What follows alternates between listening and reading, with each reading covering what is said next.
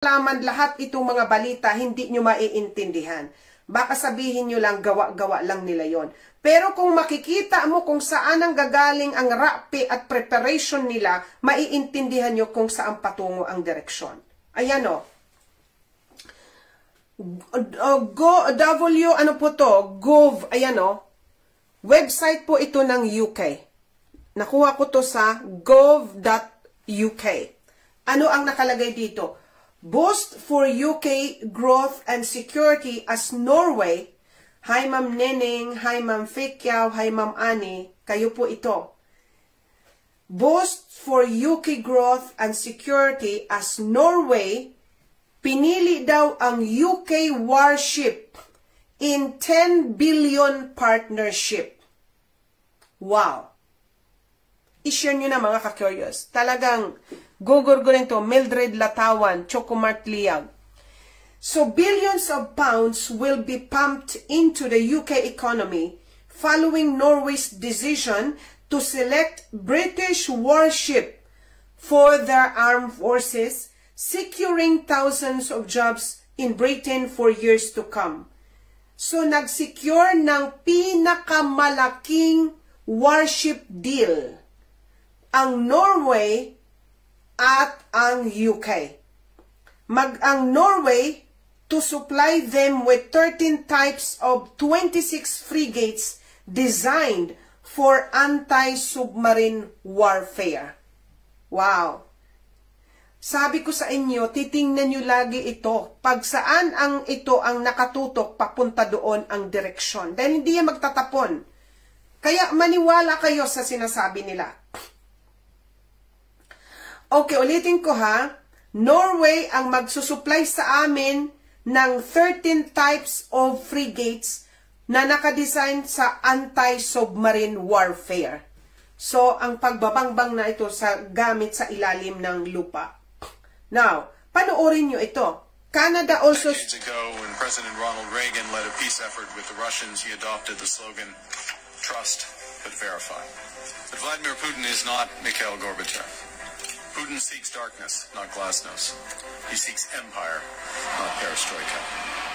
We can't trust but verify with Putin. We must deter and fortify. Deter new aggression and fortify our shared defense. Wow. And that's why yesterday the minister and I announced the extension of Canada's Operation Reassurance for another 3 years. This renewal will increase capabilities in Latvia and strengthen that NATO deterrence. If we're going to defend and advance our values of freedom, of democracy and peace, Canada must do so from a position of strength. In short, if we want a safer world, we need a stronger Canada. Wow. Nakita nyo, naghahanda. Naghahanda din ang Canada with war with Russia. Will i-extend nila yung Operation Reassurance in Latvia for 3 more years. Yan si Carney ang kanilang Prime Minister. Nanawagan to deter and fortify in advanced democracy.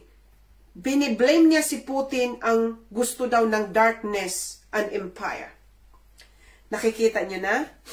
Hindi ito nagbibiro, mga ka-curious. So, ang UK, the biggest warship deal ever, 10 billion worth, with Norway, Canada nagpe-prepare. And ito,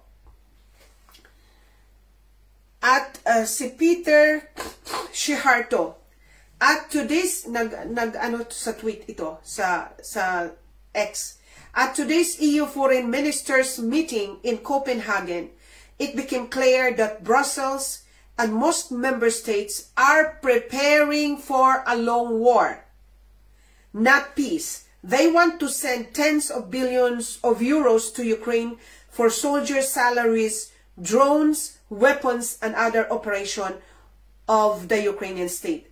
There was huge pressure for the fast-track EU accession of Ukraine, new sanction for Russian energy, and 6 billion worth more, 6 billion more from European Peace Facility to arm Ukraine. So nakikita nyo ang direksyon ng pera doon. 6 billion ng pera mula sa European Peace Facility ibibigay sa Ukraine. Brussels and most member states are preparing for a long war. Sabi ng Hungary's Foreign Minister Szijjártó po ito na kasi member siya eh. Nagkaroon ng meeting ang mga European foreign ministers. At isa na po ito na nag-attend si Peter Szijjártó ng Hungary. At ang pinagmitingan ito na they are preparing for a long war. Ito, ayan, naka-headline na siya. Meeting of EU foreign ministers showed that Brussels is preparing for a long war. The French should know what the EU is preparing. Eternal war and huge expenses. This is how Florian Philippot, leader of the French party Patriot, reacted in social network X to post by Hungarian Foreign Minister Peter Szijjártó about the results of the meeting. Kaya itong tao na to na si Florian Philippot, leader ito ng French party na Patriot. Ulitin ko, ang France naghahanda po sila ng malakihang rally itong first week ng September, few days from now.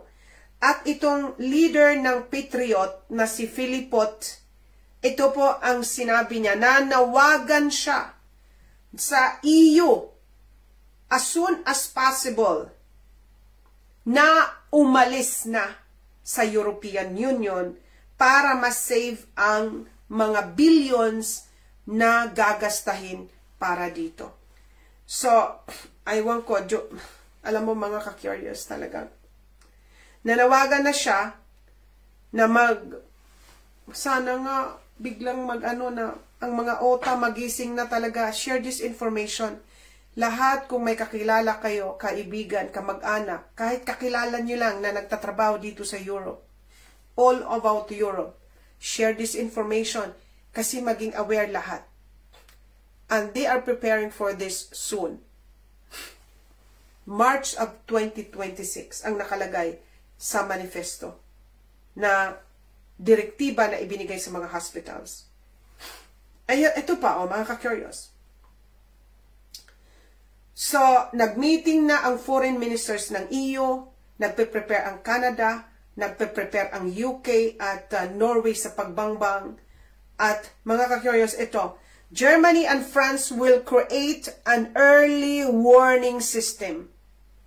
Pag-warn in case of mga bangbang.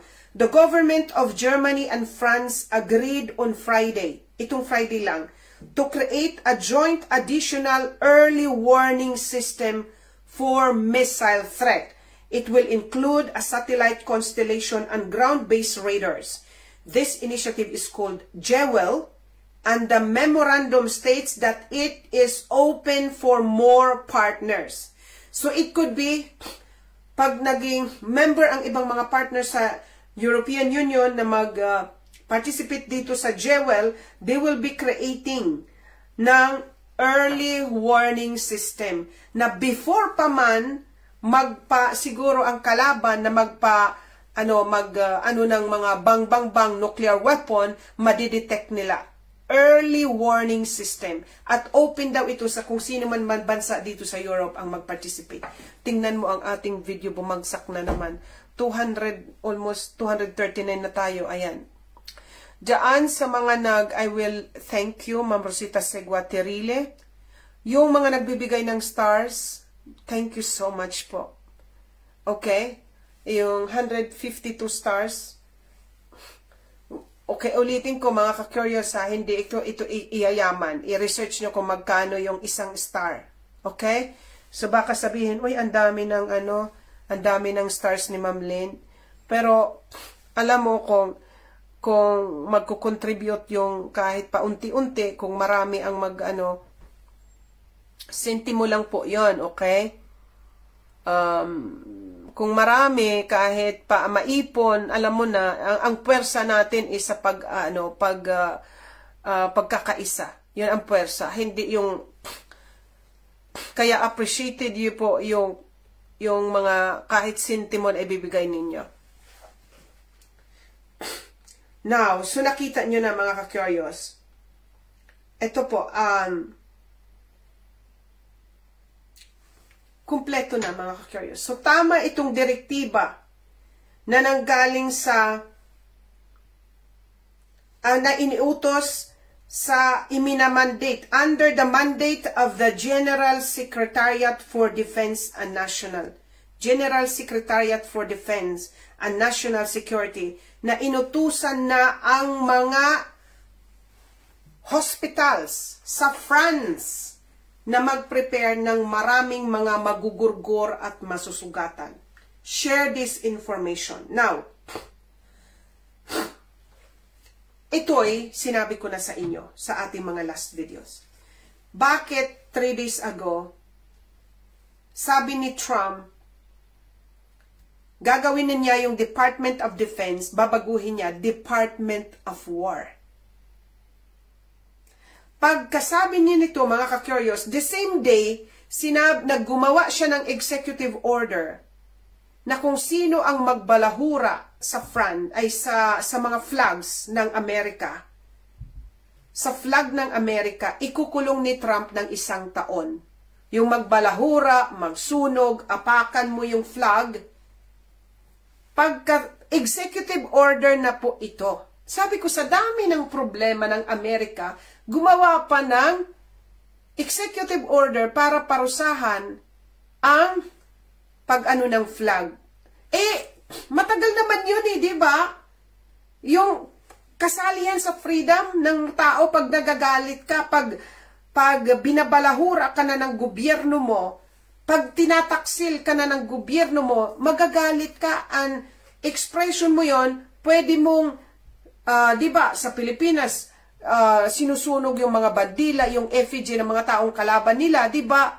Part ng freedom of expression. Pero bakit ngayon, biglang si Trump paparusahan? Samantalang for ages, okay yon, inaalaw yon na yung mga tao nagsusunog ng mga bandila. Pero ang inaano ko, hindi ko naman sinasabi na hindi pwedeng gawin yon. Pwedeng gawin yon, pero yung timing, why now? Kasi alam nila na magkakalugo talaga. Diba? Ayaw ko nang ulitin ang rason kung bakit muntik na masuspende. Panoorin nyo na lang yung aking nakadamit ako ng green. Kasi ito na yon, nagkakadugtong lahat. And then kahapon, sinabi niya, desidido na daw si Trump na baguhin talaga yung Department of Defense gawing Department of War. Kasi hindi lang daw tayo nakadepensa, kundi na ofensiba. Makikipagbangbang tayo. So nakikita nyo na, mga ka-curious, they are setting up everything in place.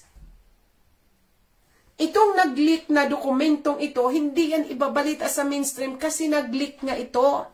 Itong direktiba na pinaghahanda na yung mga hospitals. So mga ka-curious,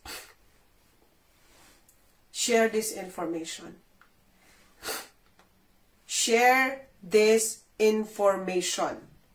Kasi hindi lang po ito, at sinabi ko, promise, sa Telegram, kahapon lang, itong pagpunta ni Putin, nandoon siya ngayon sa China, for 1 week, mag-iikot si Putin. Kinabahan ako nang sinabing 1 week, nandoon sa Asia si Putin. Kinabahan ako, why? Kasi si Putin, hindi yan umaalis ng ganong katagal. Kasi magre-risk ang haibo nun sa ganong katagal. But why he need to do that amidst na ang pinakamatinding bakbakan ngayon ng Russia at Ukraine, ngayong mga panahon na umaalis siya ng 7 araw? Anong urgency na kailangan niyang umalis na ang kanyang bansa ay under war? Pinakamatinding bakbakan, tinitira ngayon ang Ukraine. Matindi ang Ang daming mga infrastructure ngayon ng Ukraine ang sinisira ng Russia. Pero aalis si Putin. Sabi ko sa Telegram, tandaan nyo, may napaka-importanting pag-uusapan yan. Ang sabi ko, baka nagko-consolidate na yon ng kanyang mga kaalyado. Ipinost ko sa inyo dyan, yung mga tao na nakapila para makipag-handshake kay Xi Jinping. Sabi ko, kasi pagkatapos niya ng Shanghai Cooperation Organization meeting, may mga sidelines na nagkikipag-usap siya sa mga, at makikita mo yung mga tao na nandoon na namimit ni Tinpo ay mga kaalyado niya. So nahint ko yon na ganun ka-importante itong mawawala siya 7 days na nakikipagbangbang ang kanyang mga tao. Choco Mark Liag, hello po. Nagpadala siya ng 20 stars. Thank you po. Thank you so much. Nakikita ko. So, hindi yan aalis kung hindi importante na ganong katagal. Nakikita nyo na mga ka-curious. Buo ang puzzle. Hindi ko alam. Wala akong dinadagdag dito. Ipaano mo na lang yung ano mo, yung nararamdaman ninyo, yung base sa mga binabalita ko, kayo na po ang mag-conclude. Base sa mga fact, nire-report nila. So mga ka-curious, malapit na po ang target nila, March of 2006. Ito, lahat po yan para sa akin. Itong moment, kaya sabi ko sa inyo, nagra-rush tayo. Yung sinasabi ko sa inyo na yung may responsibilidad kayo ngayon, gisingin, at sana bago mangyari itong March of next year, ang mga OTA dito. Kahapon, by the way, may malaking rally dito sa England. Okay? May malaking rally. At meron napakarally, sandali, i-share ko nga pala sa inyo. At sana po, may collective effort ang mga tao na magising.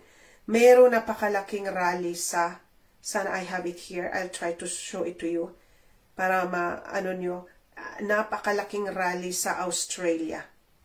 Sa Australia po. Ayan. Ito, mga ka-curious, nakita nyo yan? Ditong rally po ito sa England. Ito naman sa Australia.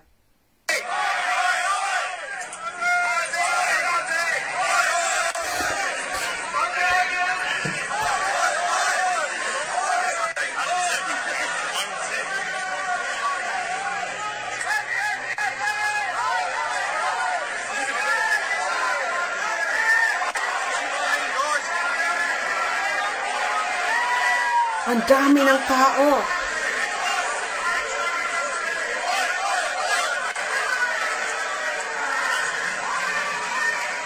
Talagang hitik. Naipapakita ba yan sa Pilipinas?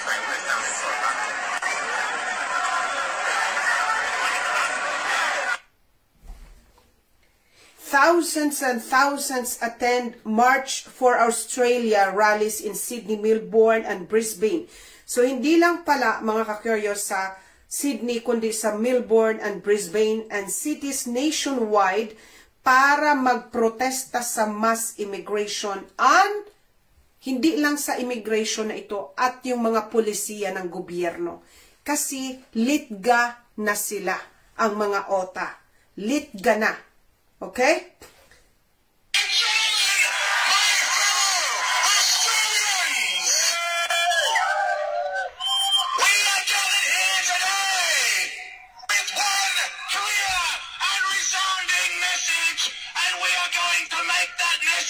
Absolutely unforgettable.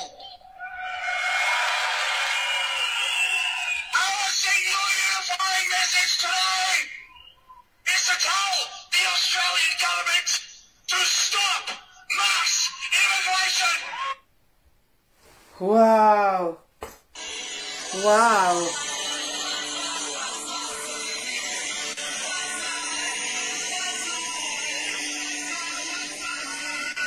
Hitik talaga. Sobrang walang space. Ayan po. I think that's why, mga ka-curious, tulungan nyo po ako. Kailangan talagang gawin nyo yung hindi nyo ginagawa. Kahit yung mga silent listener ng Lynn Channel. Kahit galit kayo sa akin. Dahil nabisto na natin, dahil nagpatuklaw kayo, kumilos na rin kayo. Aboard the boat. The boat is sinking. We need one another. Magtulungan po tayo. At ito ang pwedeng makapagbaliktad sa sitwasyon. We have few months to go. Few months. Pwede natin lahat. We have to prevent this from happening. Walang ibang gagawa. Nagkaisa na po sila. Nag-meeting na po ang mga European foreign ministers at they are preparing. Yung binasa ko sa inyo, itong information galing mismo sa foreign minister ito ng Hungary na nag-attend. They are preparing for a long war, okay? Matagal na natin ito sinasabi. So, ayan. Kaya, mga ka-curious, we will be waiting. Itong mga ginagawa dyan na dinideploy na yung mga National Guard sa Amerika, sinabi ko na yan, alam nila, inonormalize nila yung sitwasyon na yan. In the name of what? Immigration na meron silang itatackle or re-resolbahin. Itatrack nila yung gusto nilang tirahin na mga illegal immigrants daw. Pero, wagga lang yun. Tayo ang target nun. Kaya nga, nag-sign ng executive order si Trumpo na walang magbabalahura sa flag kasi ikulong ka. Dahil pinaghahandaan na nila. Dahil yung mga OTA, malilitga. At maggagawa nito, hindi mabuti kung ganung rally lang. Paano kung ang mga OTA malitga na, magalit na? Kaya pinaghahandaan na nila. Itong pinaghahandaan ng mga hospital sa France, for more casualties. Baka kasi magsiset in na dahil alam siguro nila na yung mga OTA lalaban bago siguro magbang-bang-bang. Ang tingin ko dito ito. Bago tayo dumating sa bang-bang-bang, mag-aalsa muna ang mga OTA. Katulad nitong, alam nila kasi what's brewing. Alam nila kung ano ang mga pinaplano. Alam nila ang emosyon, ang sentimiento ng taong bayan. At alam nila na puputok yun. Ano ang gagawin? Mag-rally tayong lahat, buong mundo, and then, gagamitin na yung mga bang-bang-bang sa atin. Kaya pwede silang maghanda ng kanumang crisis. Bago yung 2026 na bang-bang-bang. Bago yung matagalan na bang-bang-bang. Mga ka-curious, that's why they are saying prepare for any scenario. Now, it behooves upon you now to do your job. Share the information. Knowledge is power. It is mightier than sword. Remember that. Again, dito na lang po. Gusto ko lang magpasalamat. Rose Salvacion, Lynn Channel shared na rin po. Ma'am Rose Salvacion, thank you. Thank you so much. Yung mga Choco Mark Liag, thank you po sa tulong po ninyo. Huwag po kayong mag-atubili at yung mga tulong po ninyo, iipunin po natin. Kaya lang ang problema ko, sabi ko kay Sir Willie, paano kung may ipangbayad ako? Halimbawa, magkasya, pangbayad isang buwan, yung mga binibigay ninyo. Paano yung next month? Paano yung ano? So, may iniisip akong mapagkakakitaan natin. So, I work quite still in the making. I'll just announce it to you.